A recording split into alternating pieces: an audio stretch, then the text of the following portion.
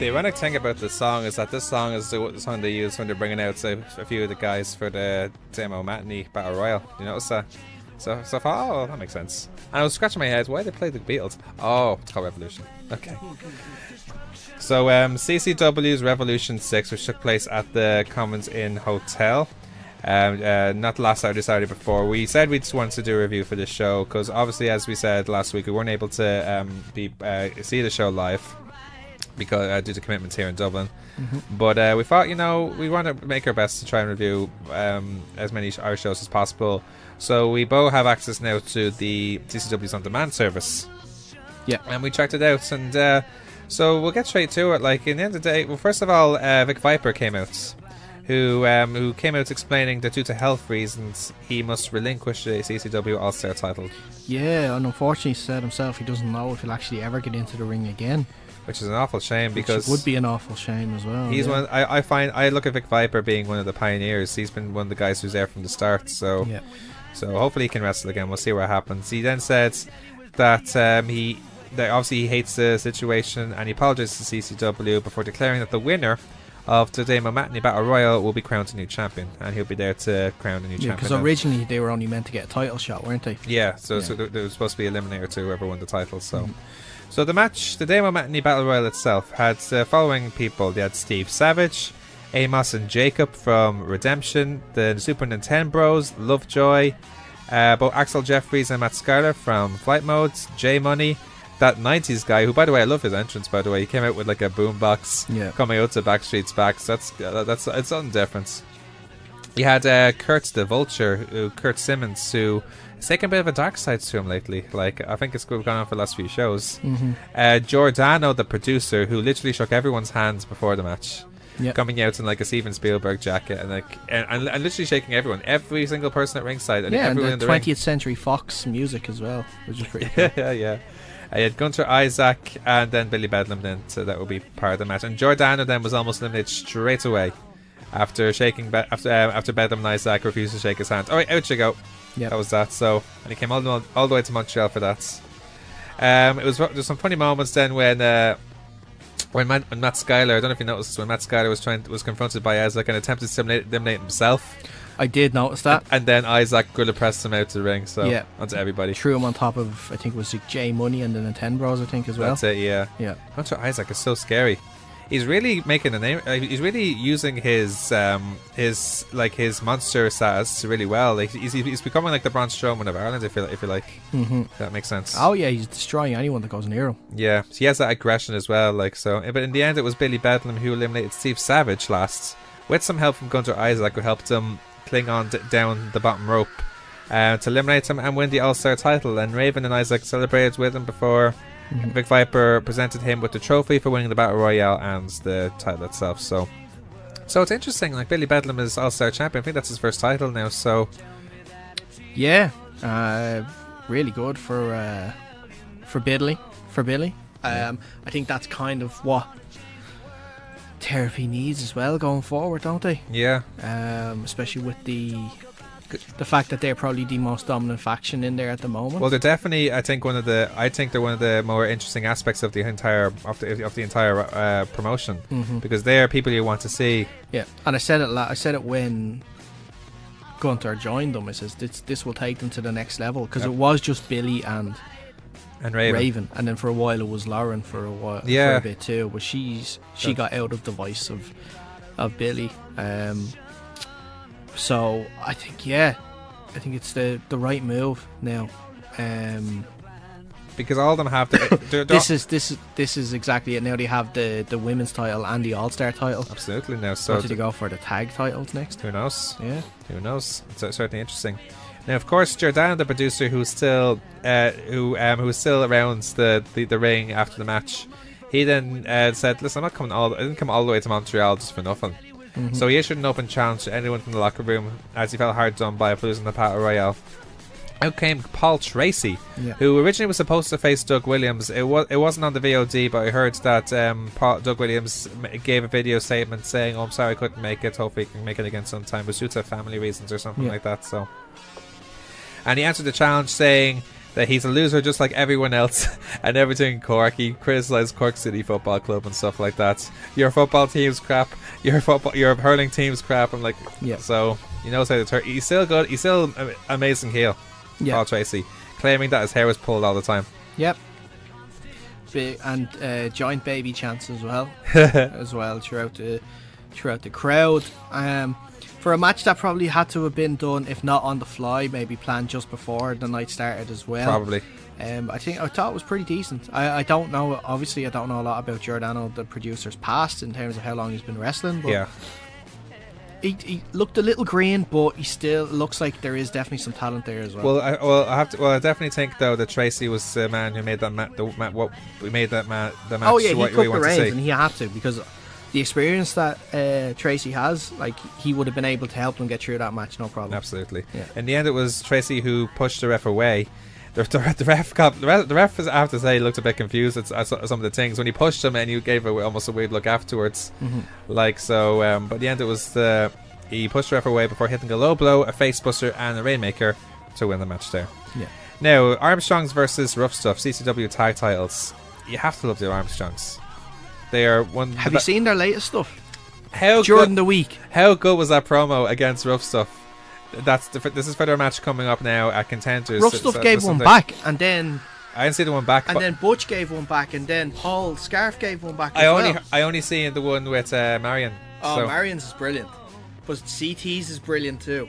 I only got the chance to see Butch's one. I haven't seen Paul Scarf's one as well. I think I heard Paul's one is to the tune of Johnny Cash's Hurt. Oh really? Yeah. I heard CT Flexer's a very good singer. Yeah. Yeah. He's got like that proper, like, in a Dublin pub, sort of like the Dublin, like a Dublin folk singer. Oh, like okay. the Dublin voice, like the inner city voice, the flat voice on it. So he's a bit like Ronnie Drew or something like that. Kind of, a little flatter than that though. Oh really? Yeah. Flatter than Ronnie Drew? Like flatter. Because he's deep as it gets. Not like flat Dublin accent, you know. Oh, I see. Yeah. So it's not too much ups and downs. If you're like, oh, I see what you mean. Okay, still. Marion's was fantastic, wasn't it? Oh, it was amazing. Like, you know, when he was like, at stages when he was like, oh well, he tried to revert from a swear word, like, you know, yeah, like, you know, trying I just to love at the end. He's just like, everyone knows that Rough Stuff has a tiny penis. It's a medical term. I can say it. Fine, penis. Oh, it was awesome. It was funny at the start of this match as well when CT Flexer managed to get a pec drag on Butch, not an arm drag, a pec drag on Butch. Yeah. When he got his fingers stuck in between CT Flexer's pec muscles, I managed to drag him across like it was an arm drag, I should say. Butch is in great shape, by the way. He's really gained a lot of mass. Like if you looked at his early like when we seen him first time, and I think it was the first time we seen him live was Super Larietta Brothers last year, I think it was. He's gotten so much bigger ever since, like, so, and with muscle as well, like, so he's almost like 100 kilos by the looks of things. Yeah, he's definitely been hitting that gym and hitting that creatine, and absolutely getting those gains. Absolutely, definitely been getting those gains. Yeah, I think he's taking the APA thing too seriously, maybe. Butch looked like he popped his shoulder at one stage as well. Then CT popped it back in place before Butch tried to cradle him. So that was a funny bit as well. But there's great humor, like Marion Armstrong's humor in particular, where he goes after the legs of Paul Scarf, saying he's a Thai boxer. Just something that's brilliant. I just hope we see more. Or like it was at one stage, I think they kicked the shin, and it was like, who kicks shins? Me.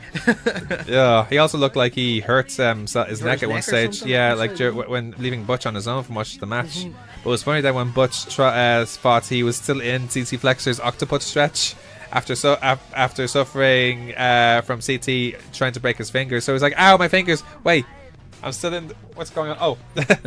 Oh, what? There was the I think when he did the Thai boxer line, wasn't it? I think CT even laughed along with it and said to pause.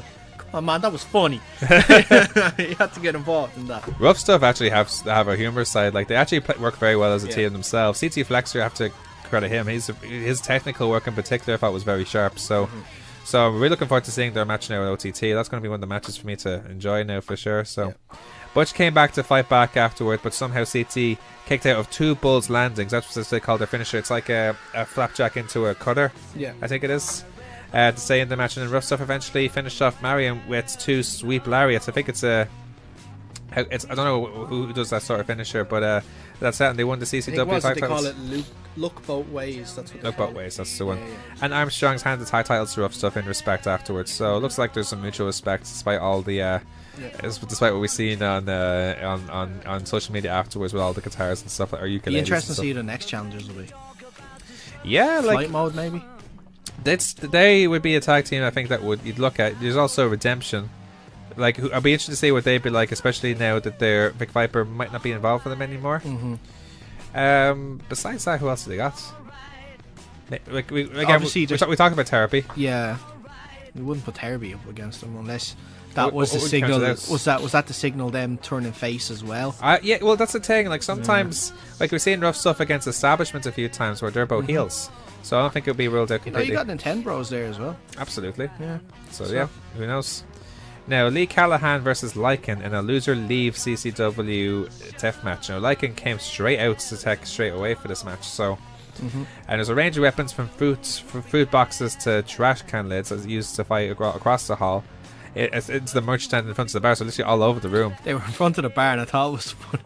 Because obviously no one told Vic what was going on, but Vic Viper was at the bar just trying to get a pint, and then they all started fighting in front of him. And it was fun. No, but Vic Viper was in the crowd the rest of the time. I noticed him from the main camera angle they have, and he's just there talking to, I don't know who it is, but like, so he's still casually around the whole. And I think at one stage, I'll give props to the commentary team for this as well. At one stage when they're going by it, and I think it's either Lee or Lycan is thrown into the crowd. And there's a girl with purple hair that gets moved, that gets has to get thrown out of the way pretty much. And then one of the commentators just shouts out and says, look, there's Sasha, a keen follower of CCW. She's always at the shows. I just liked that. I liked the line. I thought it was good thinking on the feet. It was. No, they bring up 1 or 2 fans I know, I suppose. Like, so it's cool. You know, purple hair, Sasha Banks. Yeah. You know that whole connection there, Dave? Yes, alright. Come on. Like trying to get blood from a stone here. I feel like I'm in a parochial house room with a coffee table in front of me with a rabbit in a cage with a bunch of lettuce right now. Lee looked like he was going to take a beating at one stage until. How's the sun?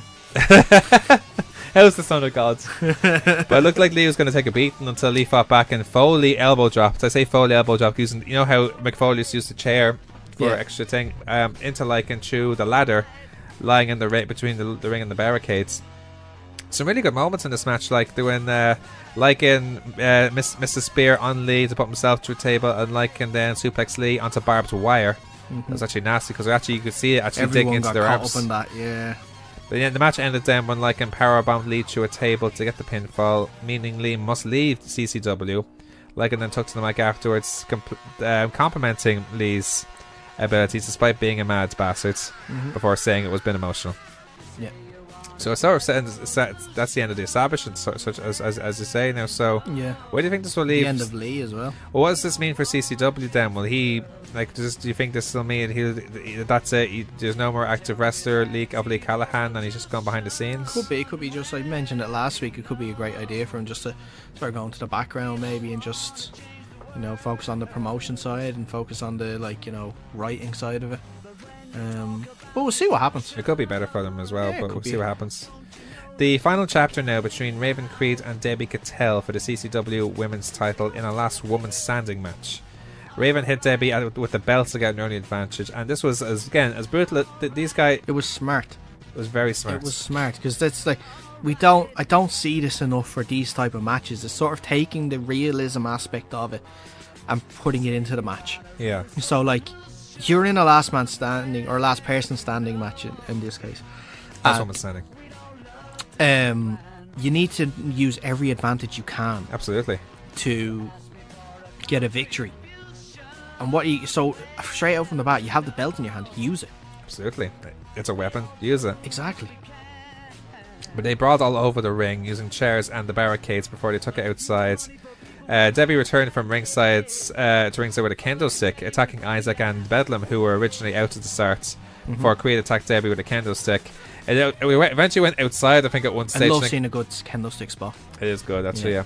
But some really great action between the two. It was a very competitive match. They always have a good match between these two. I think it was a good fitting end to their rivalry there as well. Very good selling from both of them as well. Like they really sell when they get hurt, especially Raven. I think Raven is a very underrated seller, I think. Yeah. But in the end, it was Raven who retained the title after her backstabber kept Debbie down for 10, and the end of the rivalry with a bit of a handshake and a hug. So, like, we saw that with Rough Stuff and Armstrong, like, especially when one tag team is very much light and one tag team is very much heeled. Do we think that's sometimes seen too often, though? Not to take away from these rivalries. Like, it makes sense if it's the end of the match. It can be seen too often. Even with Lee and Lycan as well, so. Yeah. I don't know. It's this whole, like, you're getting into this whole iffy situation because it's not just, I have this problem not just when it comes to wrestling, but it comes to, like, MMA fights and stuff like that as well. Right. Because, like, for example, like, Conor McGregor's the prime example of it. Like, he goes and when he's leading up to a fight, he will talk as much crap about you as possible. He'll try and wind you up. He'll say this about you. He'll say that about you. And after the fight, they hug as if nothing's ever happened. I don't get that stuff. It's like, oh, it's all in the build-up and stuff like that. But sometimes, yeah, like for some people, in terms of it, it's when you spend that long going after each other as well. I think, like, when it's finally over and you know someone is the better person, I think it's only right to have that sort of moment. Okay. Well. It kind of gives the crowd the idea as well that it's over. It's over. Yeah. That's we move on to the main events then. For the vacant CCW heavyweight title in a 4-way elimination match between Justy, Danny the Beast Butler, Lewis Garvin and Ricky Combat. Before the match even started though, Joseph Connors via video wished everyone the best of luck as he may be seeing the winner sooner rather than later. Now of course Joseph Connors won their contracts for championship choice contracts at Ladder Wars previously. So that means he's guaranteed a title shot whenever he sees fit. So it means he could be the next. So he's more or less the next challenger to ever win. So it's definitely an interesting thing straight away going into it.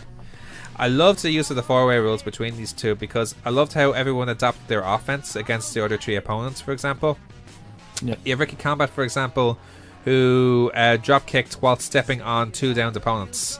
So I think he used the missile drop kicked and then try and kick the other 2 before the landing. Like, it's very hard to do that as well. Garvin also, he had Butler in an abdominal stretch while suplexing Combat. Like, you know, just stuff like that. Like, and then fish hook, and then Justy, for example, he fish hooked Garvin and Justy, and I think he had the knee leaned into Danny Butler in that as well. So it was funny though when Justy was convinced they overcame the 3 guys with dinner trays. I remember that part of the match. Yeah. And it was Combat then who was surprisingly first eliminated after Butler pinned him after his pop-up spinebuster. It was Butler who was eliminated then quickly afterwards after Garvin reversed the pop-up powerbomb into a cradle with an assisted leverage from Justy. So he got the cradle and then Justy leaned in more to help get that final one in. Yeah. And then it was a pretty good stretch for the match. Like, I thought, like, this was I think for me, it was between this match and the tag title match that were the best matches of the night for me. I'd agree with that. Yeah. I did like the women's match though. Women's match was good as well, but I'd lean more to the tag match. Bringing in like old aspects of like ladders and stuff that's like that. True. Yes, giving callbacks. Actually, you know what? That's a very good point. To their ladder match. So. They made callbacks. That's a very New Japan booking thing actually, because they are infamous for doing that. They refer to old bits and pieces for the rivalries. So you're right. So I have to consider that as well. Justy missed a corkscrew moonsault on Garvin in a period of some really good action, like with some good near falls as well. But in the end, it was Garvin who reversed Justy's Alabama Slam into a destroyer from a wedgie. I know, a wedgie, followed by a Bloody Sunday DDT to become the new CCW heavyweight champion. He made a speech afterwards, and he's new champion. So that's that. So it's interesting, and the point was made from the commentary team, and I don't know if this is a good thing in terms of booking and stuff like that, but Lewis Garvin has only had 1 win in CCW before that match, and that was the qualifier to get into the tournaments. So the argument could be made, why was he in the tournament in the first place if he's never won a match? Because all those losses, I imagine he was very unlucky. Doesn't matter, a loss is a loss. You know, that's and now the champion is a guy who's only won 2 matches, and I just like, in terms of a booking and progression story sort of narrative, I had a problem with that. But it's not taking away from the wrestler. The match itself and the wrestling was fantastic. Yeah, it's not taking away from the wrestler that Garver is. The outcome and then the progression forward. It could be like, if you were going to, obviously they were put in a pickle because of Pastor William Evers' injury, and that's unfortunate. Yeah. But you could have maybe given the title to Ricky and put on him for a little while. I just had a problem with that, in terms of, like, even if for example, right, we didn't know that Garvin had never won a match before the tournament started in CCW. But they made it very well. They made sure that people knew about it. Yeah. If they didn't put in that point, then people wouldn't have known, and like, unless you're the markiest of marks out there, people wouldn't have batted an eyelid at it. But I think the fact that the point was made constantly throughout it, I think that sat with me in the wrong way. You know which promotion did something similar to this before? Progress did this before with Will Ospreay. When he was only up and coming. He didn't win a match until he won the Thunder Bastard match, which made him #1 contender. Yeah. So, and that included tag matches with Paul Robinson. Yeah, look, don't get me wrong here. Like, Lewis Garvin, fantastic wrestler. Lewis Garvin, fantastic wrestler. The match itself, all 4 brilliant. Like, this is only the booking point of view that I had a problem with. Not the match, not the wrestlers or anything like that. Like, putting a title on Garvin is no problem, but I thought it needed to be built up better than that. Yeah. But look, there was different circumstances in it as well, with injuries and stuff that they couldn't foresee, so they had to think on their feet. But that it still didn't sit well. Well, overall, they crowned 3 new champions, so it definitely freshened up the overall promotion. Now, the thing is, though, and with the Commons in now, that they've done their last few shows over there now. Now, maybe it's just me, but it seems like it's separating itself from when we went down there before, like when we saw it in the Kino and when we saw it at their training facility. Yeah, the CCW Arena, they called it. Yeah. Yeah. There's something missing. It does feel like there's something missing there, isn't there? And I hate saying this sort of stuff because I don't want to. Because, like, obviously the likes of Lee and Kieran and everyone down there in Cork are like the nicest guys that you can meet. Of course. They've always been very hospitable to us when we've gone down there. They've always wanted to come on and do interviews and stuff. But we have to call it as it is at the same time. Unfortunately, yeah, kind of do have to call it as it is. And, like, sometimes the truth hurts, but hopefully in the long run it can help. But it definitely seems like there's something missing there. And when we went there, like the Kino, I think that was obviously one of the last shows we went to when we went to the Kino. Unfortunately, there's nothing they can control there with that, in terms of that was closing down anyway. Yeah. They didn't know the building. They couldn't keep it open or anything like that. Because it was such a tight, small venue that would just suck in the crowd and everything like that. Similar to the Tivoli in Dublin. Similar to the Tivoli, and similar to the CCW Arena was the same as well. So I think the move to the Commons and the fact that it's not in Cork City as well, it really hinders it. Think so? Yeah. It is a bit out of the way from. It is, like, I haven't made the trip there, but I'm told that if you get a bus into Cork City, you have to get a taxi then to the Commons Inn, which is then extra money added on to people that they don't want to pay, which could put them off going to the show. Yeah. You know, and it seems like that's if we compare the crowds, the crowds for between both events, that could be a contributing factor. I think it is for sure, which sucks as well, because they do have some really good talent down there. Oh, listen, like, there's definitely highlights from that. There's definitely good aspects of CCW, like as we said, like you know, like Raven creates an excellent women's champion. The Armstrongs and Rough Stuff having an excellent rivalry, but there's awesome enough talents for it to do well. Despite me saying that I had a problem with the fact that he's champion, but that's only because of the booking. Lewis Gervin's a fantastic wrestler. Ricky Combat is a fantastic wrestler. Danny Beast Butler. Justy's appearing there a lot more, and everyone knows that Justy's fantastic anyway. Yeah. Whether he's on the mic or whether he's in the ring. You got Raven Creed, or not Raven Creed, we already mentioned Raven Creed. Debbie Keitel down there, you know. There's some really good, like, up-and-coming wrestlers as well that spend a lot of time down there too. Flight Motor, really, really good too. Yeah. So with the new champions now, what's next for them? Like, where do you think they'll go from here? Like, what will this mean for Rough Stuff? What will this mean for Raven? What will Lewis Garvin be like now? I don't know. We'll have to wait and see. Like, they didn't announce the next show yet, did they? Not that I'm aware of. No. So we'll have to have a look and see what happens at the next show. If there was one way of doing it that could possibly get them back in Cork City, it'd be fantastic. Yeah. You know, I think the worst thing that happens when they lost that CCW Arena license, because I think they got in trouble with... I don't know what it was. I actually have no idea what it was, why they couldn't do it. I think they said something about they couldn't sell alcohol on that premises or something like that. Yeah. So that's why they had to move. Yeah. But look, we'll see what happens. We'll see what happens in the future. Hopefully, maybe in the next couple of weeks, it'll be a lot more clearer. Absolutely. But we'll see. We'll see what happens. We'll see.